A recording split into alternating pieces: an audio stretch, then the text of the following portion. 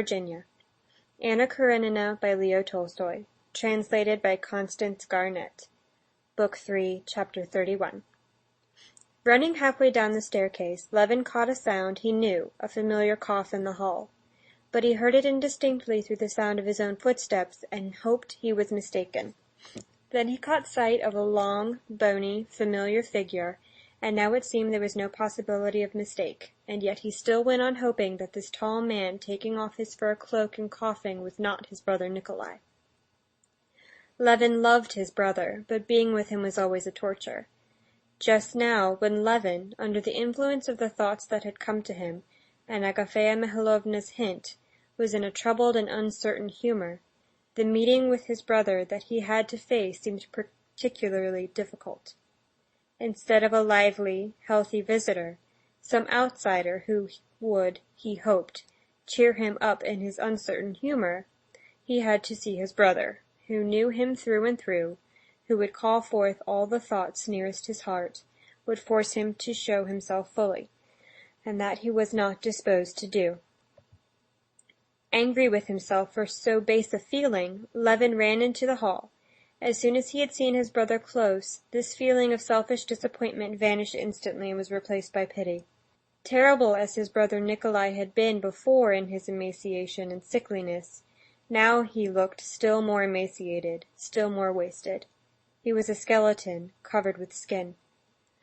He stood in the hall, jerking his long, thin neck, and pulling the scarf off it, and smiled a strange and pitiful smile. When he saw that smile, submissive and humble, Levin felt something clutching at his throat. "You see, I've come to you," said Nikolai in a thick voice, never for 1 second taking his eyes off his brother's face.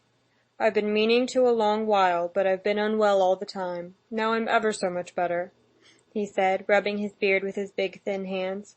"Yes, yes," answered Levin. And he felt still more frightened when, kissing him, he felt with his lips the dryness of his brother's skin, and saw close to him his big eyes full of a strange light.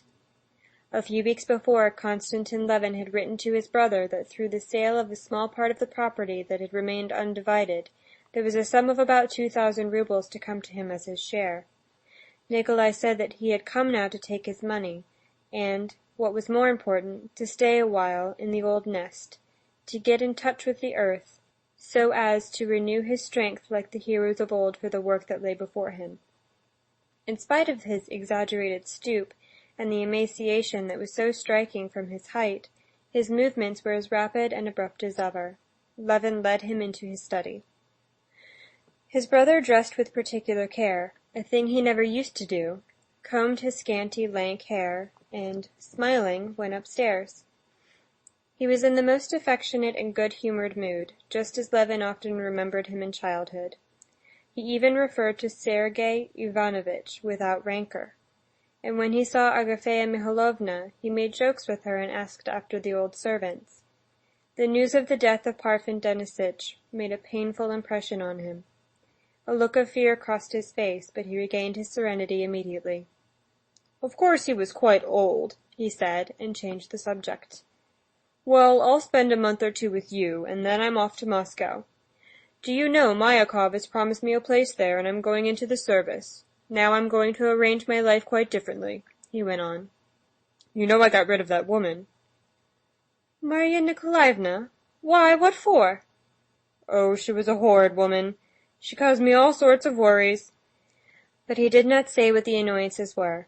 He could not say that he had cast off Marya Nikolaevna because the tea was weak, and above all, because she would look after him as though he were an invalid.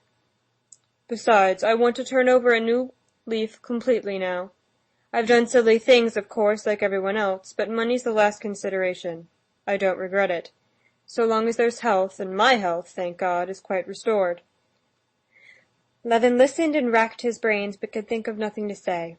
Nikolai probably felt the same. He began questioning his brother about his affairs, and Levin was glad to talk about himself, because then he could speak without hypocrisy.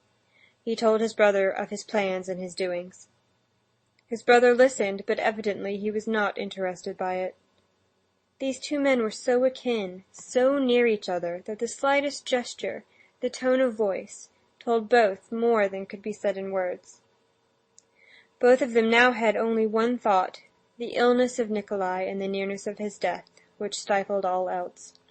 But neither of them dared to speak of it, and so whatever they said, not uttering the one thought that filled their minds, was all falsehood. Never had Levin been so glad when the evening was over and it was time to go to bed. Never with any outside person, never on any official visit, had he been so unnatural and false as he was that evening. And the consciousness of this unnaturalness, and the remorse he felt at it, made him even more unnatural. He wanted to weep over his dying, dearly loved brother, and he had to listen and keep on talking of how he meant to live. As the house was damp and only one bedroom had been kept heated, Levin put his brother to sleep in his own bedroom behind a screen. His brother got into bed, and whether he slept or did not sleep, tossed about like a sick man, coughed, and when he could not get his throat clear, mumbled something. Sometimes when his breathing was painful, he said, "Oh my God!" Sometimes when he was choking, he muttered angrily, "Ugh, the devil!" Levin could not sleep for a long while, hearing him. His thoughts were of the most various, but the end of all his thoughts was the same, death. Death, the inevitable end of all, for the first time presented itself to him with irresistible force. And death, which was here in this loved brother, groaning half asleep and from habit calling without distinction on God and the devil, was not so remote as it had hitherto seemed to him. It was in himself, too, he felt that. If not today, tomorrow. If not tomorrow, in 30 years. Wasn't it all the same? And what was this inevitable death? He did not know, had never thought about it, and what was more, had not the power, had not the courage to think about it. I want to do something, but I had forgotten it must all end. I had forgotten death. He sat on his bed in the darkness, crouched up, hugging his knees and holding his breath from the strain of thought. He pondered. But the more intensely he thought, the clearer it became to him that it was indubitably so, that in reality, looking upon life, he had forgotten one little fact, that death will come and all ends, that nothing was even worth beginning, and that there was no helping it anyway. Yes, it was awful, but it was so. But I am alive still. Now what's to be done? What's to be done? He said in despair. He lighted a candle, got up cautiously and went to the looking-glass and began looking at his face and hair. Yes, there were gray hairs about his temples. He opened his mouth. His back teeth were beginning to decay. He bared his muscular arms. Yes, there was strength in them. But Nikolai, who lay there breathing with what was left of lungs, had had a strong, healthy body too. And suddenly he recalled how they used to go to bed together as children, and how they only waited till Fyodor Bogdanitch was out of the room to fling pillows at each other and laugh irrepressibly, so that even their awe of Fyodor Bogdanitch could not check the effervescing, overbrimming sense of life and happiness. And now that bent, hollow chest, and I, not knowing what will become of me, or wherefore— "Ka! Ka! Damnation! Why do you keep fidgeting? Why don't you go to sleep?" his brother's voice called to him. "Oh, I don't know. I'm not sleepy." "I have had a good sleep. I'm not in a sweat now. Just see, feel my shirt. It's not wet, is it?" Levin felt, withdrew behind the screen and put out the candle, but for a long while he could not sleep. The question how to live had hardly begun to grow a little clearer to him when a new insoluble question presented itself. Death. Why, he's dying. Yes, he'll die in the spring, and how help him? What can I say to him? What do I know about it? I'd even forgotten that it was at all. End of chapter 31. Recording by Amanda, Richmond, Virginia. deadwhiteguyslit.blogspot.com